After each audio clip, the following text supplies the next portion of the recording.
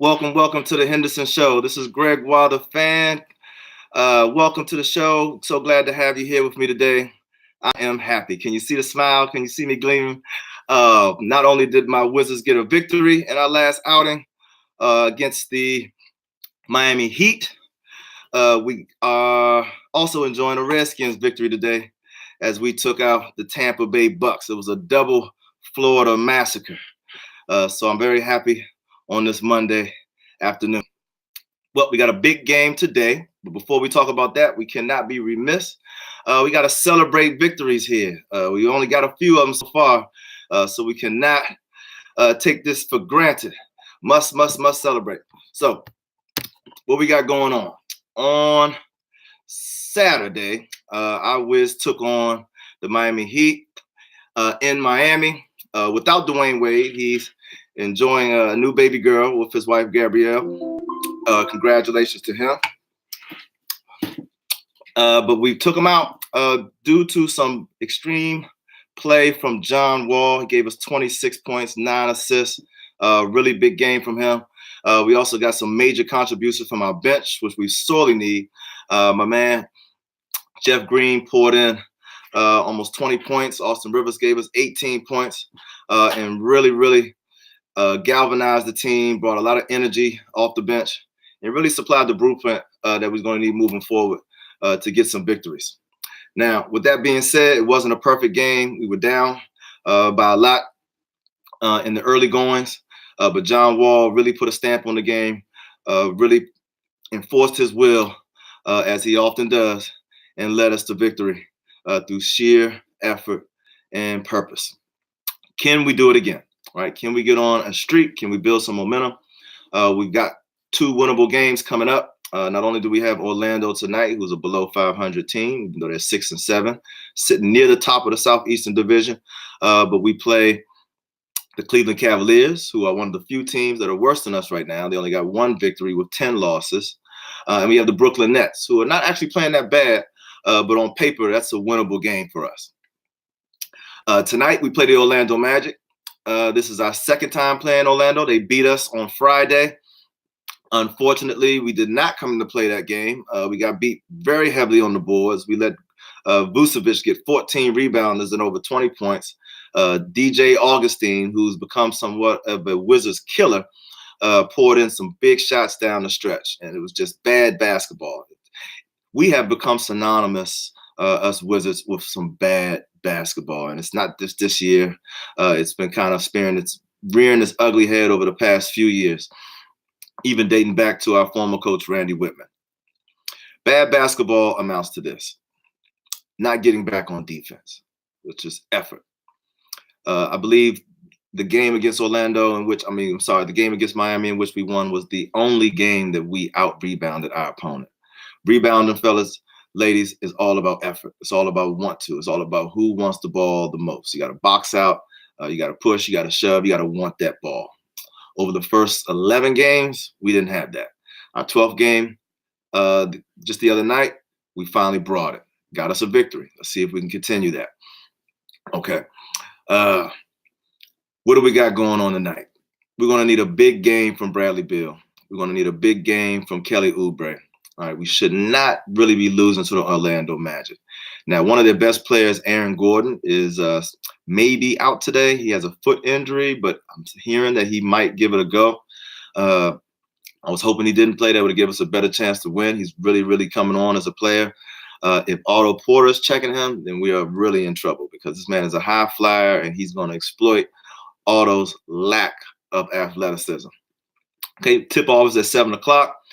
We'll chime in at the end of the game to give off our Wizards recap. Hopefully, we'll be wearing this smile again. All right. But I do want to touch on a couple things that are really bugging me. I've been talking about Scott Brooks a lot. I'm not really happy with how he's doing as a coach right now. I think the team is underachieving under his leadership. If you look at where we've been and where we are, if you remember when John Wall hit that big shot in Game 6 against Boston and took Boston to the pivotal Game 7, we were 1 game from being in the Eastern Conference Championship. Last year, we dealt with some injuries, but hey, let's admit it, every team does. Every team deals with injuries every year. Granted, it was to one of our best players, John Wall. We were 8th seed in the East last year, 8th seed, and got knocked out by Toronto, who we've previously swept in some years past. If you remember when we had Paul Pierce, took them on out. He called game. So the fact that we are in steady decline, and this year, looking up at the playoffs, nowhere near in playoff contention right now. Now, a few teams are having some slow starts, like the Boston Celtics, which is a surprise, which gives us an outside chance of maybe making a run and getting back in playoff contention. But right now, being at the bottom of the East, even at the bottom of the NBA, is really disturbing. I mean, I'm upset. Being at the bottom of the East is disrespect. It's just not cool. And it's not indicative of the talent we have on this team. And the fact that we're underachieving is really stressful for me as a fan. And I hope it's stressful for you out there too. All right. Another thing I want to get off my chest about Scott Brooks is that he's not playing the rookie Troy Brown Jr. I'm looking around the league. I'm seeing other rookies getting big minutes, at least making comparable minutes, making contributions to their team. I don't know what it is. We can't get our rookie on the floor. I mean, he seems like he has good basketball IQ. He obviously has good height. Obviously, his skills are still blooming. He's only 18 years old. But we got to get this boy on the floor. We got to get this boy. What's the excuse? Right now, we are 3-9. So whatever you were doing before, obviously, is not working.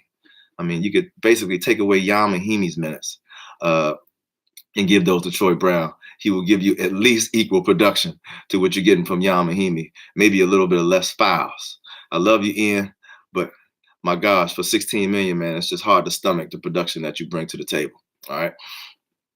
Another thing I want to get off my chest before we go and watch this game is the trade for Jimmy Butler. If you didn't catch it, Jimmy Butler has been traded to the Philadelphia 76ers. Minnesota Timberwolves finally got him out of the situation that he's been begging to get out of. Why do the rich keep getting richer? Why is that the Wizards are never in play for a major free agent? Why is it that we couldn't trade my man Otto here and possibly Markieff Morris, maybe a number 1 pick, to get Jimmy Butler? Philadelphia simply gave up Saric, decent player, Covington, poor man's Butler, decent player, decent three-point shooter, decent defender with height, nothing special, and a 2nd-round pick.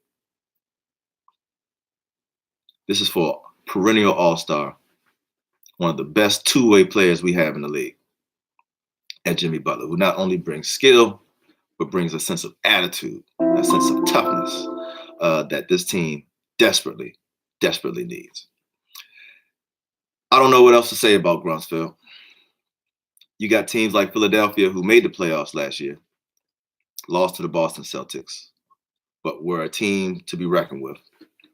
And coming into this year was considered to be a team to be reckoned with. How is it that their GM is working hard on the phone, trying to make deals, trying to improve their team, while we are sitting at 3-9, and it seems as if our GM is sitting on the beach with a pina colada? And this has been our GM for the last 15 years. This is how he keeps his job,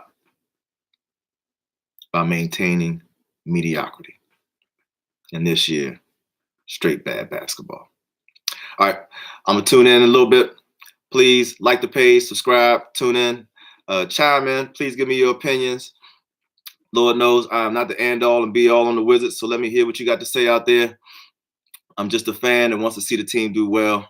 Somebody who's been following the team for as long as I can remember, and will continue to follow the team for as long as I can remember, even if it pains me to watch. Let's get this victory tonight, y'all. Let's go 2 in a row. All right, let's build a winning streak, and I'll see you in a little bit. Come back to the Henderson show. All right.